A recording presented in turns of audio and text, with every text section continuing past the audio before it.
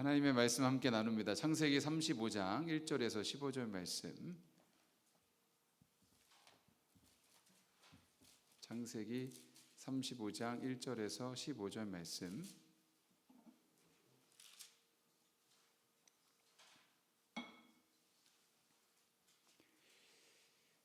한 절씩 함께 교독하겠습니다. 하나님이 야곱에게 이르시되 일어나 베델로 올라가서 거기 거주하며 내가 내 형 에서의 낯을 피하여 도망하던 때에 내게 나타났던 하나님께 거기서 제단을 쌓으라 하신지라.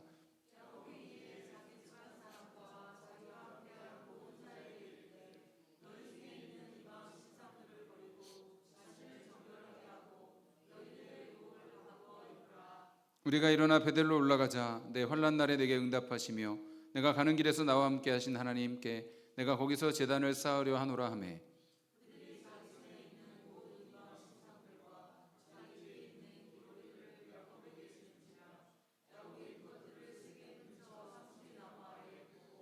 그들이 떠났으나 하나님이 그 사명 고울들로 크게 두려워하게 하셨으므로 야곱의 아들들을 추격하는 자가 없었더라.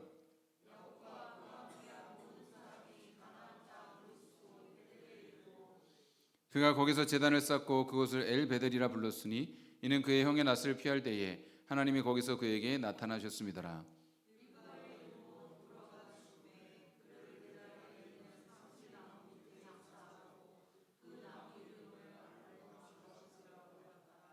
야곱이 밧단 아람에서 돌아오매 하나님이 다시 야곱에게 나타나사 그에게 복을 주시고,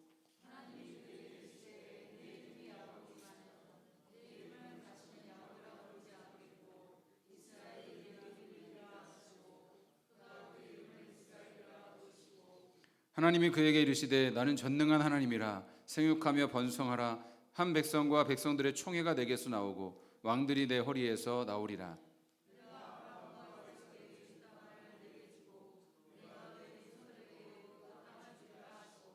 하나님이 그와 말씀하시던 곳에서 그를 떠나 올라가시는지라.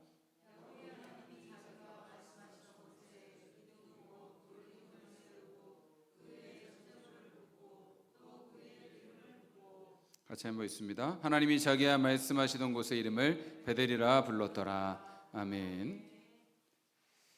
오늘 이 시간에 우리 봉독한 말씀 가지고 베델로 올라가라, 언약의 계승자가 되는 길이라는 제목의 말씀 선포할 때에 주님의 크신 은혜가 충만하시기를 간절히 바랍니다. 어떤 사람이 매일 밤마다 잠만 자면 악몽을 꾸었습니다. 꿈에 보자기로 얼굴을 감춘 어떤 존재가 나타나서 계속 자기 일을 방해하는 것입니다. 재산을 모아놓으면 그놈이 나타나서 빼앗아가고, 기쁨이나 행복한 일이 있으면 또 그놈이 나타나서 불안과 공포를 주면서 기쁨과 행복을 빼앗아 가는 것입니다. 맛있는 음식을 먹으려고 하면 또 그놈이 와서 빼앗아 갑니다. 잠을 자려고 해도 그놈이 평안을 빼앗아 가서 잠을 못 자게 괴롭히는 것입니다. 어느 날 이 사람이 또 잠을 자는데 꿈을 꿉니다. 그는 꿈에서 성공해서 명성을 쌓았습니다. 그런데 또 그 보자기로 얼굴을 감춘 사람이 나타나서 자신을 음해하고 각종 유언변으로 깎아내리는 것입니다. 또 결혼식을 올리는 꿈을 꾸었는데 거기서 또 이 보자기를 쓴 놈이 나타나서 난동을 피면서 방해를 하는 것입니다. 이 사람이 꿈이지만 너무 견딜 수가 없어서 너 도대체 누구야? 누군데 나를 이렇게 괴롭히는 거야? 하면서 그 얼굴에 쌓인 보자기를 잡아당겼더니 그 감추인 얼굴이 다름 아닌 자기 얼굴이었다는 것입니다. 어떤 목사님 설교를 통해서 이 예화를 들었는데 너무 공감이 되더라고요. 우리가 인생 살면서 만나는 가장 큰 장애물이 무엇인가요? 바로 나 자신이 아닙니까? 나를 낙심하게 하고 절망하게 하고 관계가 무너지게 하고 나를 가장 힘들게 하는 것은 결국 누구입니까? 바로 나 자신입니다. 창세기에서 나오는 중요한 언약의 계승자가 바로 야곱입니다. 그는 이스라엘 12지파의 조상입니다. 그런데 하나님이 어쩌자고 이런 사람을 택하셨는지 이해가 안 될 때가 참 많습니다. 그는 뱃속에서부터 형을 이겨먹으려고 싸웠던 사람입니다. 그는 평생 누군가를 이겨먹기 위해서 살았던 사람입니다. 야곱이라는 그 이름이 사기꾼이라는 이름의 뜻이거든요. 그렇게 사기를 쳐서라도 좋은 것을 어떻게든 차지하려고 했습니다. 그런데 여러분, 사실 우리가 야곱의 일생을 쭉 따라가다 보면 야곱의 가장 큰 적은 에서도 아니고 라반도 아니고 부모 자식도 아니었습니다. 바로 야곱 자신이 그의 인생의 가장 큰 적이었습니다. 결국 야곱의 깨지지 않는 자아, 욕심, 교만이 그의 가장 큰 문제였습니다. 그렇지만 하나님께서 그를 끝내 믿음의 사람으로 만들어 가시는 것을 우리는 또한 볼 수가 있습니다. 여러분, 사실 우리가 야곱 안에서 우리 자신의 모습을 보아야 하는 것이죠. 다른 사람 탓할 필요가 어디 있겠습니까? 내가 제일 문제 아닙니까? 그런데 우리가 꼭 알아야 될 것이 있습니다. 하나님은 그런 야곱도 포기하지 않으셨다는 것입니다. 왜 하나님께서 그런 야곱을 포기하지 않으셨을까요? 하나님께서 그렇게 작정하셨기 때문입니다. 우리가 사람에게 대이고 실망하고 상처받으면 우리는 다른 사람으로 다시 시작하고 싶어 합니다. 포기하고 싶어 합니다. 그런데 하나님은 한번 부르신 사람은 결국 포기하시지 않습니다. 하나님의 부르심에는 후회하심이 없기 때문입니다. 하나님은 하나님의 사람을 결국 믿음의 사람으로, 언약의 사람으로 만들어 가시는 것입니다. 하나님이 고치지 못할 사람은 이 세상에 없는 것입니다. 그렇다면 하나님은 어떻게 우리를 변화시켜 가실까요? 오늘 말씀을 통해 함께 은혜 나누기를 바랍니다. 야곱은 믿음의 조상 아브라함의 손자요 이삭의 아들이었습니다. 그는 태어날 때부터 아브라함 언약의 상속자였습니다. 말씀을 보면 하나님께서 야곱이 태어나기 전부터 그를 택하셨던 것을 우리는 알 수 있습니다. 하나님께서 이미 베델에서 야곱에게 말씀하셨습니다. 내가 이 땅을 너에게 줄 것이다. 너를 통해 열방이 복을 받을 것이다. 내가 너와 영원히 함께 할 것이다. 그 약속이 이미 야곱에게 주어졌습니다. 그런데 그는 아직 믿음의 사람은 아니었습니다. 언약은 주어졌지만 아직 믿음으로 살지는 못했다는 것입니다. 그는 하나님을 의지하지 않고 자기 머리와 수단을 의지하면서 살았어요. 형과 아버지를 속여서 축복을 가로채려 했습니다. 하란으로 도망쳐서도 하나님을 위해서 산 것이 아니라 자기가 원하는 여자 라헬을 얻기 위해서 20년의 시간을 허비했습니다. 하나님께서 그에게 도저히 불가능한 도우시는 손길을 경험케 해주지 않았더라면 그는 빈손으로 고향에 돌아올 뻔했습니다. 그렇지만 하나님의 은혜로 많은 가축과 자식들을 데리고 고향 땅에 돌아오게 되죠. 그 가운데 야복강에서 하나님과 일생일대의 씨름을 벌이면서 허벅지뼈가 부러지는 경험을 하기도 했습니다. 그런 과정을 통해서 오직 하나님만 붙잡고 이스라엘이라는 새 이름을 받았죠. 그는 그렇게 하나님의 다루심을 받았습니다. 하나님께서 그에게 다루신 것은 그의 기복적인 신앙, 자기 꾀를 의지하는 그 교만, 지기 싫어하는 그 자아를 깨뜨리셨던 것입니다. 그가 그렇게 하나님을 뜨겁게 만나고 나서 평생 원수였던 형에서 화해하는 은혜를 경험하기도 했습니다. 여러분, 이 정도 됐으면 좀 변화돼야 되지 않겠습니까? 좀 새로운 삶을 살아야 되지 않겠습니까? 그런데 야곱의 삶을 보면 여전히 똑같습니다. 약속의 땅으로 돌아가지 않고 오랫동안 세겜에 머물러 있었습니다. 세겜은 모든 것이 발전한 편리한 도시였습니다. 그것은 나쁜 곳이 아니었지만 하나님이 그에게 머물라고 하신 곳은 아니었습니다. 그는 언약의 땅, 약속의 땅으로 가야만 했습니다. 그런데 가지 않고 머물러 있는 것입니다. 왜 그랬을까요? 여전히 하나님의 약속보다는 자기의 안위가 더 중요했기 때문입니다. 그러다가 그곳에서 어떤 일을 겪습니까? 딸 디나가 성폭행을 당하기도 하고 아들들이 그 복수를 하기 위해서 그 지역 부족들을 몰살시키는 살인자가 되기도 했습니다. 어쩌다가 일이 이 지경까지 된 것일까요?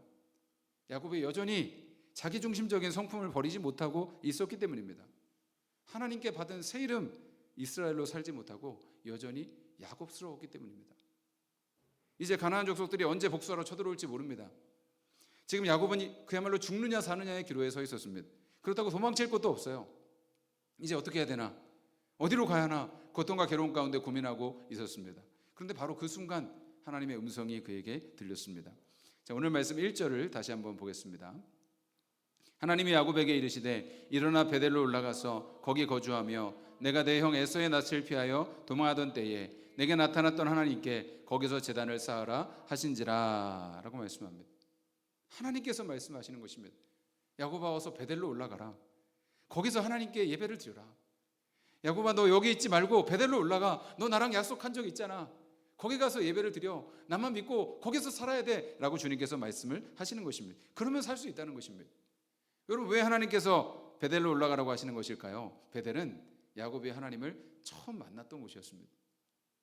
야곱이 형이랑 아버지 속여서 축복 빼앗으려고 하다가 형 에서가 분노해서 죽이겠다고 벼르니까 하란으로 도망치지 않습니까? 그렇게 도망치던 광야 한복판에서 야곱은 하나님을 만납니다. 밤에 꿈을 꾸는데 하늘이 열리고 사닥다리가 하늘로 올라가서 천사들이 오르락내리락하는 놀라운 광경을 보았습니다. 그리고 그 하늘에서 하나님께서 그에게 말씀하시는 약속의 말씀을 그는 들었습니다. 그래서 꿈에서 깨고 나서 그가 너무 놀라서 여기가 하나님이 계시는 그곳인데 내가 알지 못했구나 하면서 그곳에 제단을 쌓고 예배를 드리면서 베델이라고 이름을 지었습니다. 베델은 하나님의 집이라는 뜻이죠. 하나님의 집. 거기서 그는 하나님께 서원하면서 자기 삶을 드리기로 결단을 합니다. 야곱에게 베델은 그의 인생에서 가장 비참하고 무력하고 낮은 자리였습니다. 그런데 하나님께서는 거기서 야곱을 만나주시고 축복하셨습니다. 그것이 그가 하나님을 처음 만난 경험이었습니다. 하나님께서 야곱에게 하나님을 처음 만난 그 자리로 돌아가라고 말씀하십니다. 주님을 향한 첫사랑, 초심으로 그 예배 자리로 돌아가라는 것입니다. 그때 그에게 살 길이 열리는 것입니다. 부흥이 시작되고 회복이 시작되는 것입니다. 여러분, 우리가 신앙생활하면서 성령의 역사를 많이 체험하죠. 그런데 여러분, 그 중에서도 처음 성령님 경험할 때, 처음 주님 만났을 때의 그 경험은 다른 때와는 다릅니다. 성령께서 처음 임하실 때, 여러분 정말 그 주님께서 우리를 모두 비추실 때에 우리가 얼마나 큰 죄인인지 깨닫고 그 하나님을 깊이 만나고 회개하게 되지 않습니까? 그래서 청교도들이 하나님을 실제적으로 만나는 이 처음의 경험을 성령 세례라고 불렀습니다. 여러분, 저는 여러분 모두에게 성령 세례가 있기 원하고 성령 충만이 있기를 간절히 원합니다. 이 베델은 야곱이 처음으로 그렇게 하나님을 만났던, 성령 세례를 받았던 그런 장소였습니다. 야곱이 베델, 그 첫사랑의 하나님의 집에 올라가 있는 한 어느 누구도 그를 건드릴 수가 없었던 것입니다. 그래서 하나님이 그곳으로 올라가라고 말씀을 하신 것입니다. 여러분, 언제 신앙의 위기가 닥치는지 아십니까? 고난과 어려움이 닥칠 때가 아닙니다. 오히려 그때는 간절히 하나님을 찾습니다. 위기는 언제 옵니까? 별로 부족한 것이 없고 아무 문제가 없는 세겜에서 위기가 닥치는 것입니다. 그래서 신명기에서 하나님께서 모세를 통해 이스라엘 백성들에게 말씀하셨어요. 신명기 8장 2절에서 3절 같이 한번 읽습니다. 내 하나님 여호와께서 이 40년 동안에 내게 광야길을 걷게 하신 것을 기억하라. 너를 낮추시며 너를 줄이게 하시며 또 너도 알지 못하며 내 조상들도 알지 못하던 만나를 내게 먹이신 것은 사람이 떡으로만 사는 것이 아니요 여호와 입에서 나오는 모든 말씀으로 사는 줄을 내가 알게 하려 하심이니라. 아멘. 이스라엘 백성들이 가나안 땅에 들어가서도 살 수 있는 길은 광야에서 만났던 그 하나님을 기억하는 것이었습니다. 그렇게 낮았을 때, 힘들 때 만났던 그 하나님을 기억하는 것이 그 가나안 땅에서 살 수 있는 길이었습니다. 야곱도 언제 하나님을 만납니까? 위기의 순간마다 하나님을 만났습니다. 하란으로 도망치던 그 순간, 광야 한복판에서 두려움 속에 있을 때, 야복강에서 죽음의 위험을 느끼고 처절하게 하나님과 씨름할 때에, 오늘 가족들이 어려운 일을 당하고 살인자가 되어서 또 죽음의 위협을 당하는 그 고난 가운데 그는 주님을 만났습니다. 여러분, 위기는 기회라는 말이 있지 않습니까? 위기라는 말의 한자는 위는 위험할 위자이고 기는 기의 기자입니다. 어떤 절망의 상태에서도 희망은 있다는 것입니다. 사방이 막혀 있어도 하늘만은 뚫려 있는 것입니다. 정말 야곱은 인생의 가장 큰 위기와 절망의 때마다 하나님을 만났습니다. 여러분, 역사적으로 교회가 언제 가장 큰 부흥과 은혜를 경험했는가? 가장 타락하고 어둡던 시대에, 가장 힘들고 어렵던 시기에 하나님의 부흥의 역사가 일어났던 것입니다. 여러분, 하나님께서 진짜 주시는 회복은 잘 될 때, 아무 문제 없을 때 임하는 것이 아닙니다. 고난이 찾아왔을 때, 혼자 있을 때, 시련과 어려움이 찾아올 때 임하는 것입니다.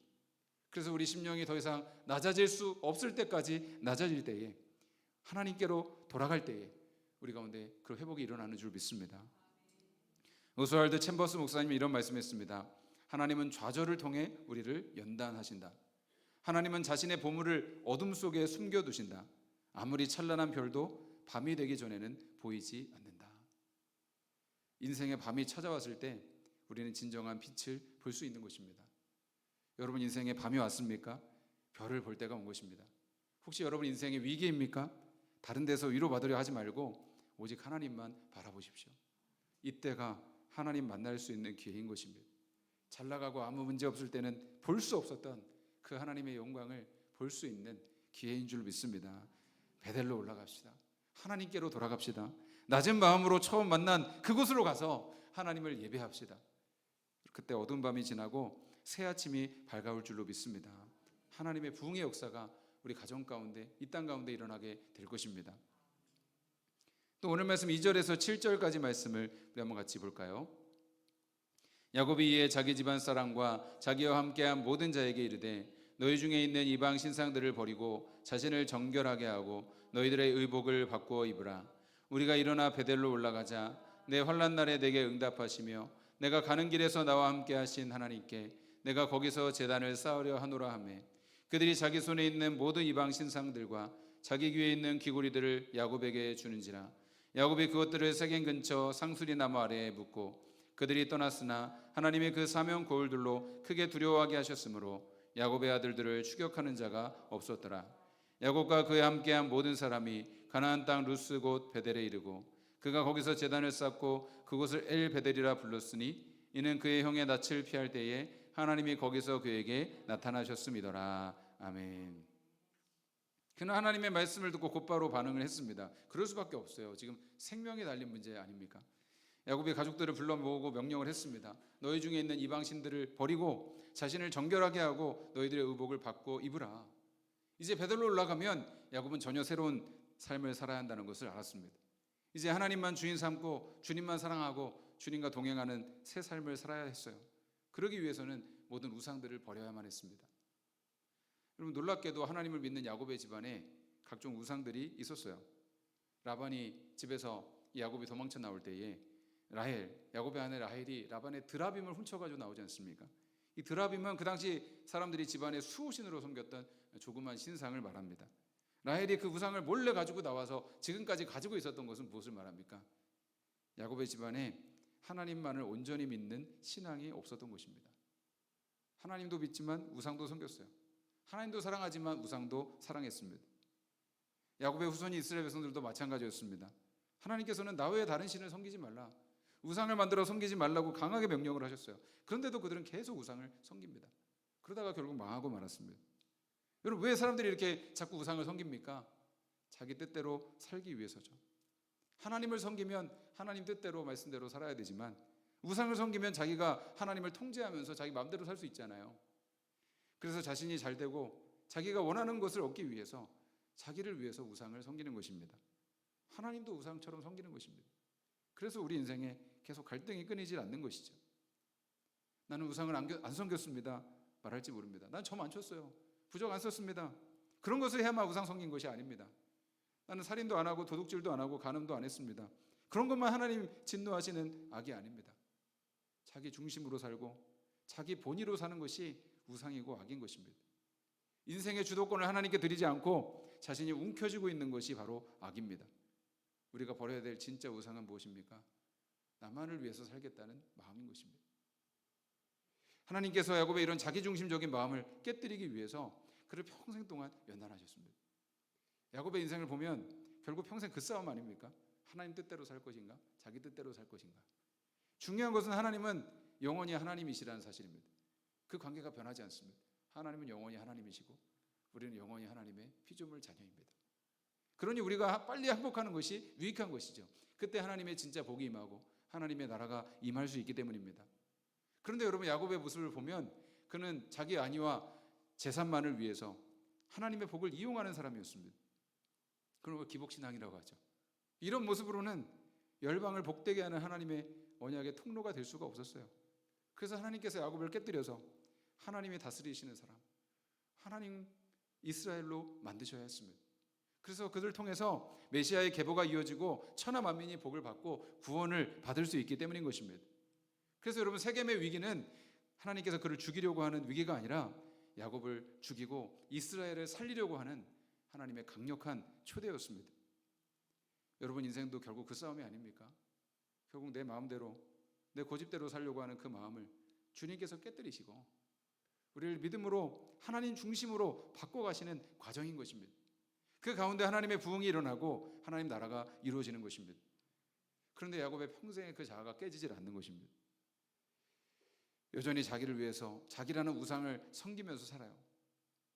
그런데 이때 하나님께서 더 이상 기다릴 수가 없었습니다. 야곱아, 너 베델로 올라가라. 우상을 버리고 거기 가서 나만 예배하면서 살아야 돼. 강하게 명령을 하시는 것입니다. 야곱도 이런 엄청난 일을 당하고 하나님의 음성을 들으니까 이제는 무엇이 문제인지 깨닫게 되었습니다. 이제는 결단을 내리지 않으면 다 죽게 생긴 것입니다. 여러분, 하나님께서 계속 우리에게 은혜를 주시는데도 불구하고 여전히 내가 붙들고 있는 것이 무엇입니까? 나를 하나님으로부터 멀어지게 만드는 그것이 무엇입니까? 내 통장 잔고를 하나님보다 더 의지하고 있지는 않습니까? 하나님 외에 주변 사람들에게 은근히 자랑하고 과시하고 싶은 것이 있습니까? 내가 이것 없이는 어떻게 살아? 라고 생각하는 은밀한 취미는 없습니까? 남들에게 인정받지 못하면 견디지 못하는 자존심은 어떻습니까? 하나님도 이 정도는 이해해 주실 거야, 누구나 다 하는데 뭘, 하면서 이렇게 하루 이틀 결단을 미루다가 자꾸만 하나님으로부터 멀어지게 만드는 그것이 무엇입니까? 여러분, 우리가 이 핑계 저 핑계 대면서 요리조리 피해 다니고 있지만 사실은 지금 내 삶에서 무엇이 문제인지, 무엇이 하나님 기쁘시게 하지 못하는지, 무엇을 버리고 무엇을 바꿔야 되는지 나 자신이 누구보다 잘 알고 있지 않습니까? 지금까지는 하나님께서 참아주셨습니다. 기다려주셨어요. 그러나 이제는 때가 되었습니다. 하나님께서 강하게 말씀하십니다. 야곱이 지금 바로 그때라는 것을 알았습니다. 가족들도 야곱의 말을 듣고 곧바로 순종합니다. 여러분, 우리도 세상 모든 헛된 우상들, 세상 욕심 자랑, 주님께서 기뻐하지 않는 모든 것들을 땅에 묻어버리고 장례식을 치르기 원합니다. 그리고 하나님께로 올라갑시다. 베델로 올라갑시다. 하나님께서 이미 야곱에게 약속하셨습니다. 야곱이 복이 될 것이다, 너는 복의 조상이 될 것이다 라고 말씀하셨습니다. 야곱이 착해서가 아닙니다. 야곱이 자격이 있어서가 아닙니다. 하나님의 일방적인 은혜입니다. 그 은혜를 받은 사람은 달라질 수밖에 없는 것입니다. 사랑하는 성도 여러분, 주님께서 우리가 야곱처럼 그분 앞에 철저히 나오기를 원하고 계십니다. 왜 우리가 하나님이 싫어하시는 그 우상들과 제약들을 계속 붙들고 살아야 됩니까? 여러분, 그것이 여러분 생명보다 귀합니까? 영생과 맞바꿀 만큼 소중한 것입니까? 여러분, 이 시간 버려야 합니다. 회개하고 주님께로 나와야 하는 줄 믿습니다. 하나님과 나 사이를 가로막는 그런 모든 나쁜 습관과 취미와 욕심들과 죄들을 버리고 가장 낮은 모습으로 하나님 앞에 나갑시다. 그때 하나님께서 우리 가운데 놀랍게 임하실 것이고 우리 모두를 영광스럽게 변화시켜 주실 줄로 믿습니다. 마지막 9절에서 15절 말씀을 함께 보겠습니다. 야곱이 밧단 아람에서 돌아오매 하나님이 다시 야곱에게 나타나사 그에게 복을 주시고 하나님이 그에게 이르시되 내 이름이 야곱이지만은 내 이름을 다시는 야곱이라 부르지 않겠고 이스라엘이 내 이름이 되리라 하시고 그가 그 이름을 이스라엘이라 부르시고 하나님이 그에게 이르시되 나는 전능한 하나님이라 생육하며 번성하라 한 백성과 백성들의 총회가 내게서 나오고 왕들이 내 허리에서 나오리라. 내가 아브라함과 이삭에게 준 땅을 내게 주고 내가 내 후손에게도 그 땅을 주리라 하시고 하나님이 그와 말씀하시던 곳에서 그를 떠나 올라가시는지라. 야곱이 하나님이 자기와 말씀하시던 곳에 기둥 곧 돌기둥을 세우고 그 위에 전제물을 붓고 또 그 위에 기름을 붓고 하나님이 자기와 말씀하시던 곳의 이름을 베델이라 불렀더라. 아멘. 야곱과 그의 가정이 베델로 올라가서 하나님이 말씀하신 대로 제단을 쌓고 예배를 드렸습니다. 그때 하나님께서 다시 야곱에게 나타나셔서 그를 축복하시는 말씀을 우리가 봅니다. 내 이름이 야곱이지만은 너를 다시는 야곱이라 부르지 않을 것이고 이스라엘이라 부를 것이다. 내가 너에게 땅을 주고 민족을 주고 복을 주겠다라고 말씀하십니다. 이것은 이미 하나님께서 아브라함과 이삭에게 주셨던 똑같은 복입니다. 이스라엘이라는 이름도 이미 이전에 야곱이 받았던 이름입니다. 하나님과 겨루어 이긴 자는 뜻이지 않습니까? 여러분, 이것은 야곱이 하나님을 이겼다는 말이 아닙니다. 오히려 하나님께 철저히 지고 항복했다는 것을 의미한 것이죠. 하나님께서 그 이름을 다시 일깨워 주시는 것입니다. 야곱아, 진짜 승리는 하나님을 이기는 것이 아니라 하나님께 고집을 꺾고 내 뜻을 내려놓고 하나님께 항복할 때에 너는 이긴 자로 살 수 있는 거야 라고 말씀을 해주시는 것이죠. 여러분, 하나님을 예배하는 자리에서 그 언약을 다시 한번 갱신시키고 있는 것입니다. 다시 한번 깨닫게 하시고 있는 것입니다. 여러분, 하나님의 언약은 새로워질 필요가 있는 것입니다. 하나님이 변하시기 때문이 아니라 우리가 변하기 때문입니다. 하나님은 언제나 동일하신 분이십니다. 그런데 우리가 자꾸 변해요. 우리는 가만히 있으면 자꾸 은혜에서 멀어져 버리고려 하는 그런 성향을 가지고 있습니다. 하나님이 우리에게 은혜를 주시지 않아서 은혜를 못 받는 것이 아닙니다. 우리가 그 은혜를 받을 만한 위치에 있지 못하기 때문에 자꾸 세상 욕심으로 떠내려가기 때문에 그 하나님의 은혜가 임하지를 못하는 것입니다. 여러분, 우리가 예배드리는 그 이유가 무엇입니까? 바로 이 언약을 갱신하는 것입니다. 나도 모르는 사이에 은혜에서 멀어져서 세상으로 떨어졌던 것을 다시 회복하는 것입니다. 하나님 정말 나를 사랑하시는구나. 나는 주님 아니면 아무것도 아닌 죄인이로구나. 다시 주님만 사랑하고 주님만 따르기로 결단하는 것입니다. 그때 회복과 부흥이 임하는 것이죠. 단순히 사람이 많아지는 것이 부흥이 아닙니다. 하나님과 나 사이를 가로막고 있는 모든 것을 청산하고 하나님께 나아가는 것이 진짜 회복이고 부흥인 것입니다. 사랑하는 성도 여러분, 하나님은 야곱 개인의 성공에 관심이 있으신 것이 아닙니다. 야곱을 통해 하나님이 이루시려고 하는 것은 하나님의 나라를 이루기 원하셨습니다. 베델로 올라가야 되는 이유는 단순히 내 문제가 해결되기 위해서가 아닙니다. 내 가문이, 내 자녀가 하나님의 언약을 이어가는 거룩한 통로가 되기 위해서인 것입니다. 하나님은 환경을 바꿔주시는 것이 아니라 사람을 바꾸시는 것입니다. 하나님은 상황을 바꾸시는 것이 아니라 여러분 우리의 본질, 우리의 속사람을 변화시켜 주시는 것입니다. 우리는 더 이상 야곱으로 살아서는 안 됩니다. 나만 알고 내 성질과 욕심으로 사는 사기꾼 야곱으로 살아서는 안 됩니다. 하나님이 우리를 이스라엘로 부르셨습니다. 주님은 말씀하십니다. 너는 이긴 자다. 너는 축복의 통로다. 너는 사랑받는 자다. 너는 내가 영원히 함께하는 자다. 너는 복이라 라고 말씀을 하십니다. 여러분, 그러기 위해서 우리가 이전에 야곱으로 살던 나 자신을 십자가에 못 박아야 하는 것입니다. 나는 죽고 예수로 살아야 하는 것입니다. 여전히 나만 사랑하고 내 자존심과 내 욕심으로 살던 옛사람은 죽었습니다. 이제 내 안에 살아계신 분은 이긴 자 예수 그리스도이십니다. 사랑의 예수이십니다. 그 예수님께서 나를 통해 말씀하시고 그 예수님께서 나를 통해 사람들을 바라보게 하시고 예수의 생각으로 살아가게 하시는 것입니다. 그때 변화와 회복이 일어나는 것입니다. 여러분이 바로 그 부흥의 주역들인 줄 믿습니다. 이 땅의 부흥과 회복은 나로부터 시작되는 것입니다. 혼자가 아닙니다. 야곱의 가족 전체가 우상을 버리고 하나님을 예비했듯이 우리도 함께 회개하고 함께 베델로 올라갑시다. 그때 진짜 부흥이 일어나고 진짜 회복이 일어나고 우리 공동체 가운데 하나님의 역사가 일어나게 될 줄로 믿습니다. 다시 일어나 주님을 예배합시다.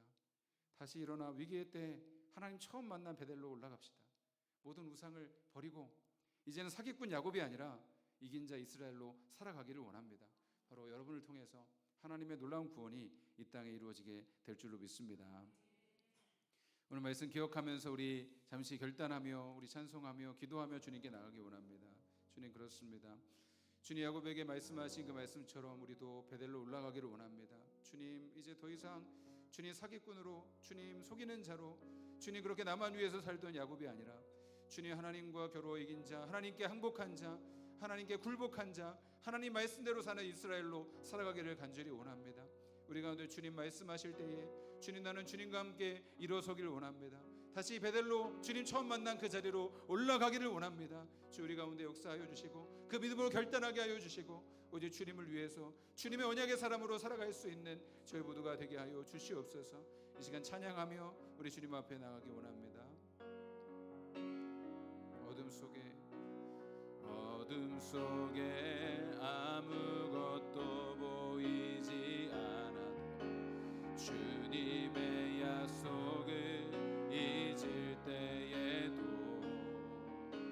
주가 붙드시기에 버텨내는 삶, 주가 원하는 삶, 절망 중에 무엇 하나 들리지 않아도 예수의 능력이 힘이러 가도 주의 자녀이기에 예배하는 삶, 주가 원하는 삶,